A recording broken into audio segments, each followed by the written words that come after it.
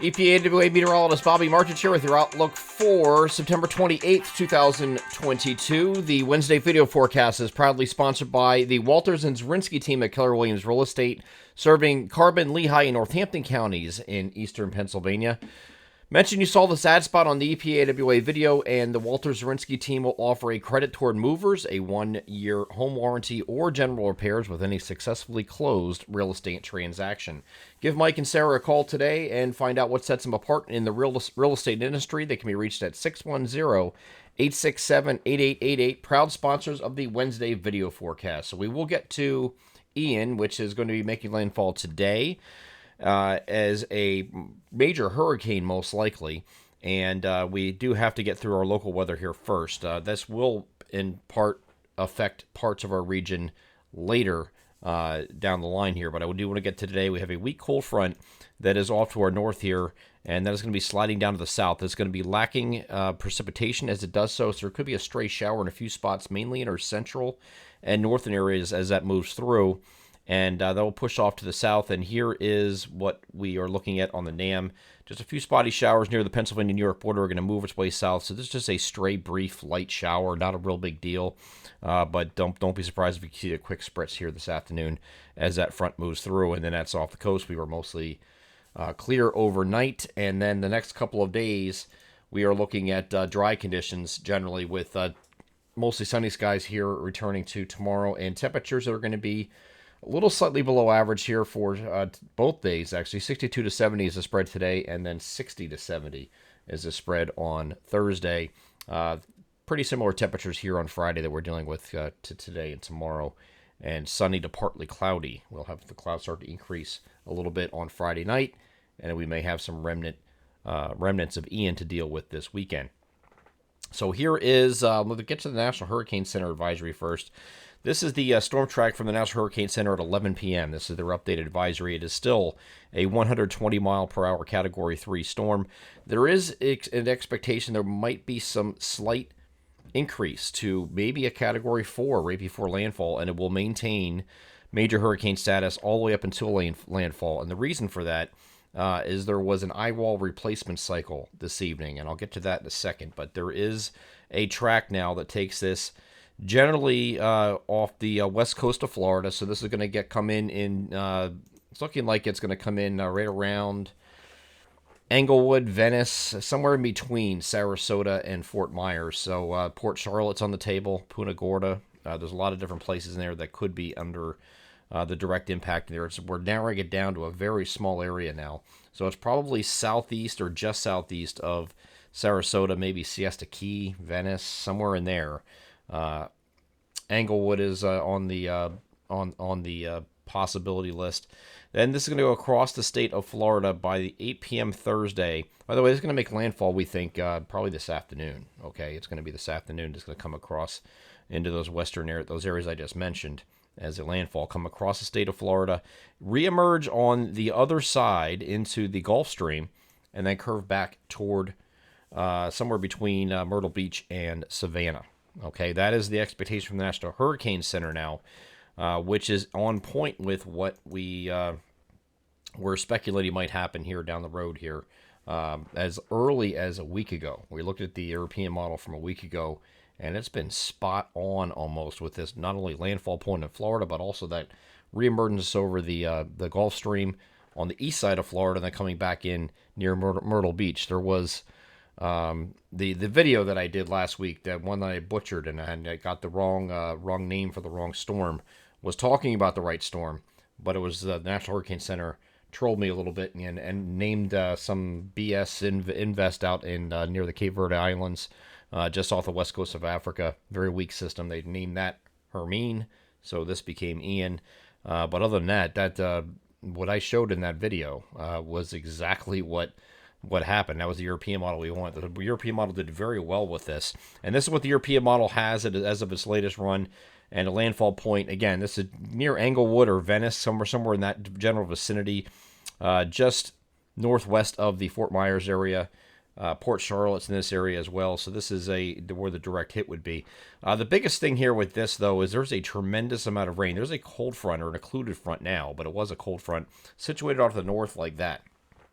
So you're going to have a lot of convergence going on here, and these areas in Tampa Bay, they're going to escape the worst winds, are going to get into a swath of 15 or more inches of rain because of that convergence.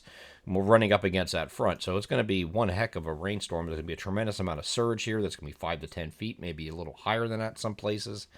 And this is not an area of the coast that is very that deals with surge very well, okay, or water rises. It's a very low elevation, so they're going to have some problems down there, no doubt, as we go through the course of today and tonight.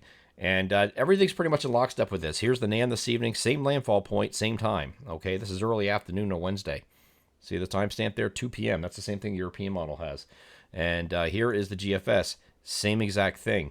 They are all doing the same thing as well, where they're taking it across Florida and re-emerging on the other side and coming across the Gulf Stream here before recurving back somewhere. The European model is taken towards Savannah. The NAM's taking it a little farther wide right, and then ends up taking up by Myrtle Beach instead as a second landfall point. Still as probably a category hurricane or category 1 hurricane at that point, or maybe a strong tropical storm, one of the two. May even intensify slightly before the second landfall. Not much, but a little bit. And guess what?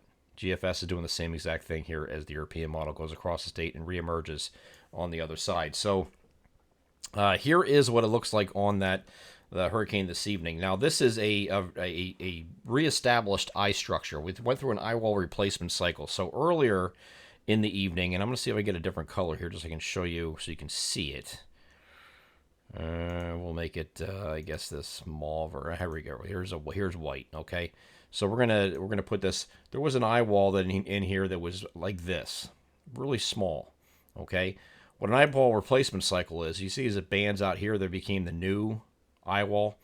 It actually expands around the eye and closes off and actually chokes off the inner eye. So what it is, it's basically almost like self-aware.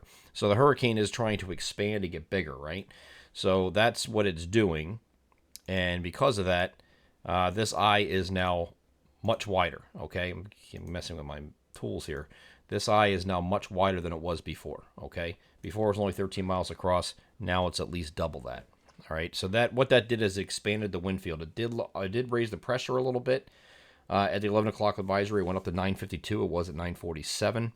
And the winds kind of maintained around 120 while this eye wall replacement cycle was taking place. But now we're seeing this deep convection around the core here. So this is going to continue to intensify, we think, and may make a run at Cat 4 before making landfall. It is moving off in a north-northwesterly direction, just like this. So this will take it right to that general area, just northwest of Fort Myers and Cape Coral, which will put it around the Port Charlotte, Englewood, Venice area. That's where I think landfall is going to be somewhere around there.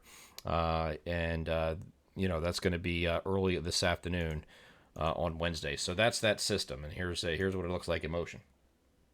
Okay, so it's just wrapping up and ramping up a little bit. And you can see the lightning strikes here around the core, indicating a strengthening system. So that should continue to strengthen all the way up until we get to landfall, unfortunately, for those areas. Now, let's take a look at beyond this, because we want to look at what's going to happen downstream. So I'm going to get a different image here of the eastern United States. This is after landfall, and it makes an emergence on the other side, and see it makes a landfall here just northeast of Savannah in southern South Carolina. So this is looking at Friday evening, and then we move into Saturday. GFS has some afternoon showers coming in from the south. These are just showers, so there's not a tremendous amount of rain. And this goes into afternoon and evening, and then it kind of runs off the coast. See that? And then you have another batch here, which was the original system, in a much weakened state and a shell of its former self, that's going to continue along and just south of the Mason-Dixon line, kind of linger. And this lingering might take place all the way up until Tuesday before it gets out of here. So we can't rule out that there will be some showers in parts of our region during that time frame. The GFS is the latest run of the GFS is not too thrilled with that idea for all those days or all that time. Here's the European model. What it did today, again, reemerges. It makes landfall actually near Savannah. And again, you got some shower activity coming in Saturday afternoon and evening. That pushes off, just like the GFS just showed. And you still have this lingering system out here in the Tennessee Valley. And because of that, there still could be some showers in the vicinity in the Monday, Tuesday timeframe, but Sunday might actually be totally dry. Because there's some uncertainty with that, and we don't know the exact timing of where these showers are going to be. We're going to treat it as just regular showers that we deal with all the time, because there's certainly not going to be any wind with this in our area. We're just dealing with showers, and that's it. Remnant showers, and a lot less than it once was, certainly. I mean, Florida's going to take a brunt of this.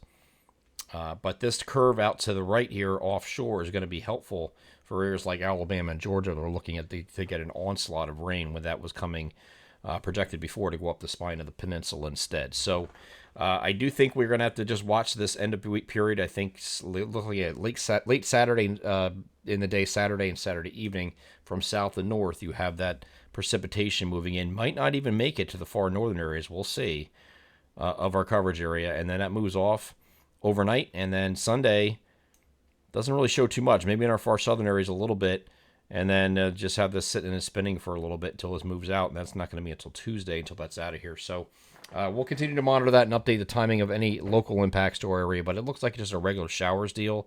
Routine. If it wasn't a hurricane and prior and you weren't watching TV or weren't watching these videos and didn't know the hurricane even existed, and you just went out that day and said, well, it's raining, I guess it was supposed to rain today, it wouldn't be anything special at all. You wouldn't even recognize that it was a hurricane at one time. There's going to be no way you would be able to tell that. So that's what we're dealing with toward the once we get to the weekend. We'll have to watch that Saturday, Sunday, Monday, Tuesday time frame for showers, but the majority of that time is not going to be raining. It looks like the initial push, and then whatever comes after that, we will continue to follow that in the week ahead for our localized impacts and keep our eye on our friends in Florida and hope for the best for them, because they're going to be dealing with a lot today. Keep them in your thoughts today, and if you have any family down there, please check in with them. Hopefully they heeded the evacuation warnings, whether they were voluntary or mandatory. It's just going to be an utterly bad situation down there once you get south of Tampa and north of Naples. I'm EPAWA meteorologist Bobby Marchis. That is your outlook for September 28th, 2022. Have a great Wednesday.